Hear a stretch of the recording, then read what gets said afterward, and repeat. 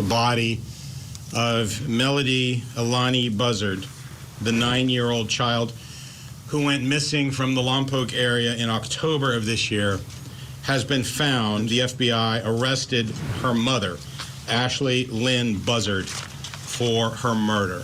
The calculated, cold-blooded, and criminally sophisticated premeditation and heartlessness that went into planning it. We're entering a not guilty plea. Oh, okay. Not guilty plea is, Yeah, ladies and gentlemen, is entered. We're continuing our coverage of the case against Ashlee Buzzard, Melodee Buzzard's mother.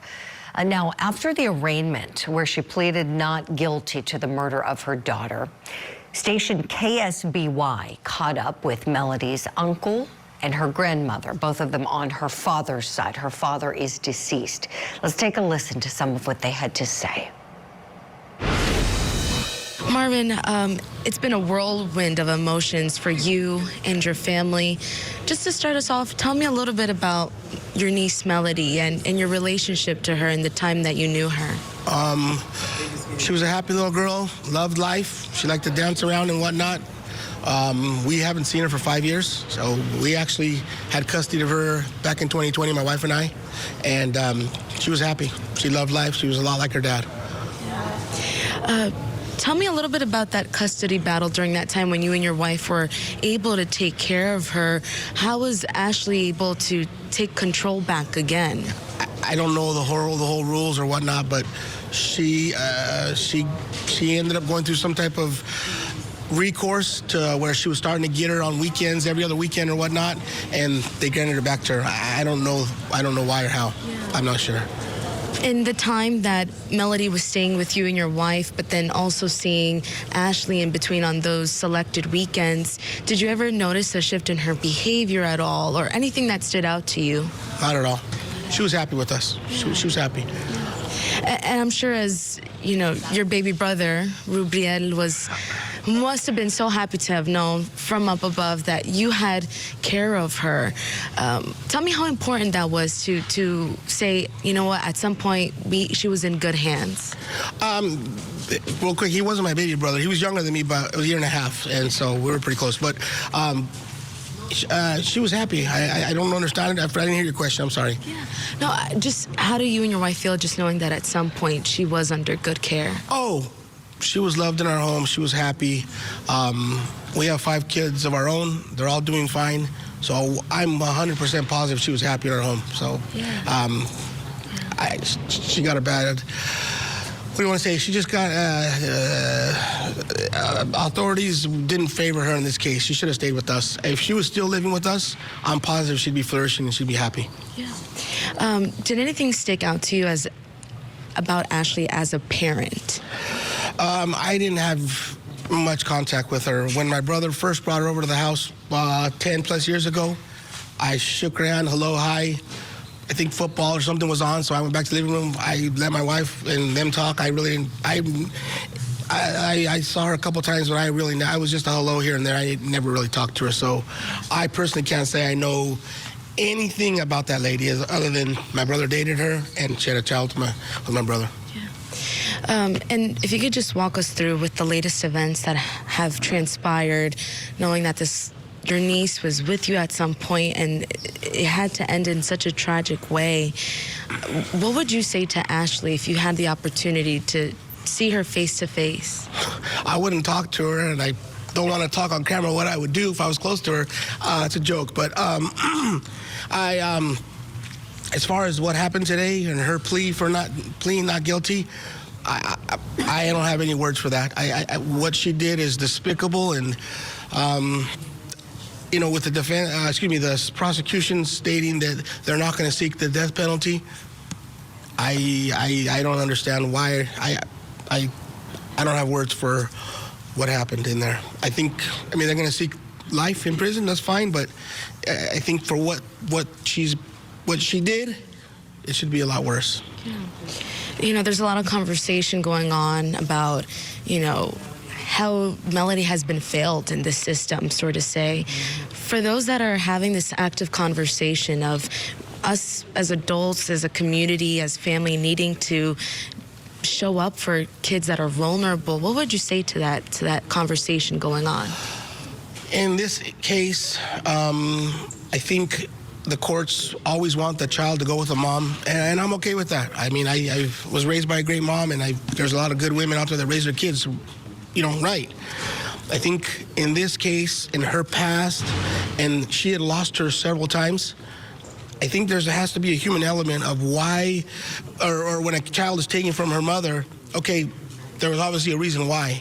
So I don't know why she went back with her.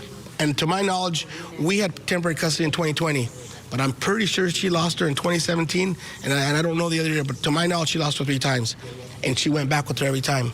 So the system needs to take in some human element, why or what, why a child should go back with the mom, because she didn't have a criminal record. So I guess that's why she got granted custody those few times she lost her. But again, a human element of this lady shouldn't be raising this kid, So they should look at it with open eyes and really read whatever they're dealing with when they have a child that's not with their mom. There's a reason why she was taken away. Yeah. And just to clarify, in the moment that you and your wife were able to have temporary custody, was that due to mental health issues? Do you know? I honestly, you don't remember? I don't know why she lost custody, but to my knowledge, she wasn't taking good care of her. I honestly don't know the facts on why she lost her. I just know when at the time, they asked my mom, and my mom said, her age, I think she was already 70, and, she said my son and my daughter can take her. And we had 5 kids of our own at the time. We had 5, younger kids. So I guess we were the best. By default. By default, I guess we were the best ones in that case. But I don't know. I don't know why she lost her. This is still a lot to process. I mean, between you, your wife, your family, and then now having to attend this today's arraignment. As you guys are continuing to process this, what's something you would want the public to understand at this time?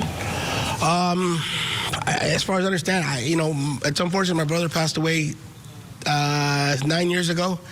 If he was around, I know he would love his daughter, and he would have been in her life and loved, and she would have been around her family more. But I just want the public to understand she was loved, even though people on Facebook or Instagram, wherever it's on, people are saying, what about the family? She took her away from us and wanted to be away from us for her own reasons. I can't speak on why, but I can tell you, my wife and I, our kids, they're all fine. All my children are working. We have one 17-year-old, but all the rest are from 21 to 30. They all work. They're on long-term relationships. They're all happy. I think we did something right, but we're good people. So anybody who thinks anything bad about us, like I say, all my kids are doing fine. So whatever you guys want to read into that lady has nothing to do with my wife and I or our family, other than my brother dated her, and he picked a bad one. Start us off. Can you walk us through, while being in the courtroom today, how you were feeling seeing Ashlee for the first time since her initial arrest? I don't know what to say. I feel so bad that what they say that he's not innocent, so I feel really, really bad for all the people that are keeping an eye on this. How can you say that she's innocent? What did you think when you heard that not guilty plea? Oh, like everybody, did you hear the court? Everybody went, what? So we're just going to have to go day by day and see what happens. God is good, and he's the one that's going to... Also, the DA is not seeking the death penalty. What do you think of that? We'll see as we go along. I'll guarantee you that things are going to change. Okay. It's normal what they're saying right now, but everything is going to go step by step. And then everybody's going to know what's going on. But right now, they cannot say nothing. What about services? You were telling us that Melodee's body is still in Utah? No, it's not in Utah. It's already in California. I just can't say anything because they already contacted me and told me, but I got to wait until we know where she's at, and then we don't know anything about the services yet. Has everything sunken in? Now that you know that Melodee is no longer with us, what do you think about what happened? Well, I think that we're all going to have a closure now. Everybody, you know, everybody's been calling me and praying that everything was going to be okay. But when they called me the first time, they told me that I have to be strong with whatever comes out. And I think they were trying to tell me something, you know. So I got it in my heart that they was going to say, but you always keep praying in God that she's still alive and she's somewhere, you know.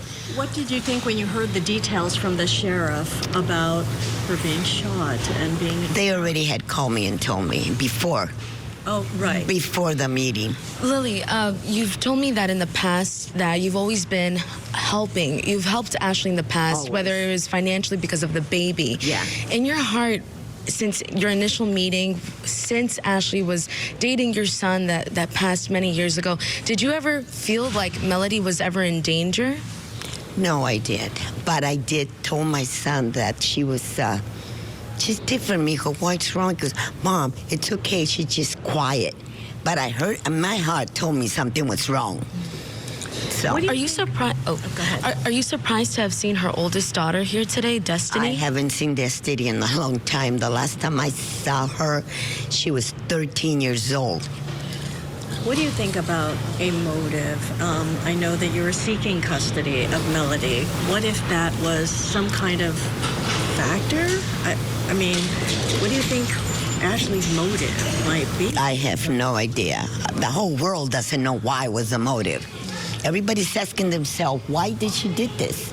So in that question, I cannot answer because I don't even know. Can you a mother? I'm a mother. I'm a grandma. How can you do that to a baby? I can't talk no more. Oh my gosh. She's right. How can you do that to a baby? We had this conversation this morning amongst members of our news team. It's almost hard to comprehend what happened to this child. If we believe what investigators say is true, they're saying that her own mother, the woman who birthed her, brought her into this world, lured her on a road trip, took her to a remote area and shot her in the head multiple times, left her body there. That's what investigators say Ashlee Buzzard did. How could a mother do that if that's true? And why are California prosecutors so quick to say that they're not going to seek the death penalty? Let's talk about these things. Let's bring back in Sunny Slaughter and Jennifer Coffindaffer. Jen, let me begin with you. The heinous nature of this crime, the multiple gunshot wounds to the head. Your thoughts on what those actions tell us about the criminality, the motivation, about the sinister nature of this plot to take away this child's life? Well, first of all, just my belief on this motive has to do with she did not want anyone to have Melodee but her, and she believed that authorities were going to come and get Melodee. She had already been turned in. Everybody was looking for Melodee, and I think that's why she decided to take her life. Secondarily, in regard to this heinousness, I know most people have never shot a gun, and those that have never shot something like a pumpkin or something like this, but what those bullets did to Melodee and Melodee's head is just incomprehensible. And I tell you what, the fact that it was multiple shots tells me that perhaps the first time she did not die, and then that is why she would have shot more times to make sure. So when you really think of the absolute cruelty and heinousness, it's really almost incomprehensible. Yeah, that's what I was wondering about, Jen. I know it's hard not to get emotional with this, but that's why I wondered why a need for a second shot or a third shot, or how, we don't know how many investigators haven't said, they've just said multiple. And you would have to think the logical answer is what you just stated, that perhaps one shot did not accomplish what this mother allegedly wanted to accomplish, according to investigators. Sunny, I want you to weigh in on the same question, if you would, please. I know it's horrible to think of. It's just, it's awful. It is. you know, the level of callousness it is just beyond comprehension. And she could have just given her to someone else. And as my dear friend Jen talked about, unless you've shot a gun, unless you have actually pulled the trigger and had to witness what this looks like, unless you've been to a crime scene and seen the sheer devastation that a gun could have to the head of an adult, let alone a very young, innocent child, you don't understand the magnitudes of what you see, what you find, and how you can recover from it. Just the thought is upsetting to us. So I can only imagine those that found Melodee's body and in the state that it was probably in. But how could her mother do what she did? It's unconscionable to think that someone you gave birth to, a very innocent child, that you could do this to and walk away from and carry on your life in such a way. I really want to know where she was going, why she did this. The why is something that we don't need for the prosecution, but I think we need it for the people to understand this level of heinous and depraved indifference. Yeah, Sonny, you're exactly right. You know, you look at those videos of her, and that child is totally unsuspecting. You know, the child thinks she's on a trip with her mom, you know, and then you look at mom, that face on that mother. Like, I would love to know what's going through her mind at that point in time. Is she thinking about how she's going to allegedly do this? It's just, as you said, Sonny, it's unconscionable. Jen, this is awful to think about, but this is part of, you know, the job that we have at Court TV to go through all the evidence. 9mm rounds, as I understand, has been reported. Would you help us understand, because we don't want to assume that everyone is familiar with firearms or ammunition, how much damage, how big of a round, what kind of a round are we talking about? Well, a 9mm is a fairly large round. Obviously, 40 and 45 are larger and more devastating, but 9mm to the head of an individual would just completely disfigure the front of the face, go through the body, and completely devastate the head area. Furthermore, you know, we don't know how close she was when this happened, but because they're bringing forth this special circumstance of ambush, it just makes me believe from the evidence that they have that she snuck up behind her and just shot her multiple times. I guess from that standpoint, at least she didn't have to look her mother in the face as she drew the gun, because we have her at the back of the head. But this is why, really quickly, why this should be a death penalty case. When you were talking about a child killed in this way, there is no way this shouldn't be a death penalty case, and that's why Utah has the death penalty. So does the federal government. I expect this to switch venue. It just has to. Oh, you know what, Jen, I'm so glad you brought that up, too. You know what, I hope it does, and for those reasons, I hope somebody pursues the death penalty against this woman. The evidence is there, the facts are there, how heinous and calculated this was. This is what has astounded me.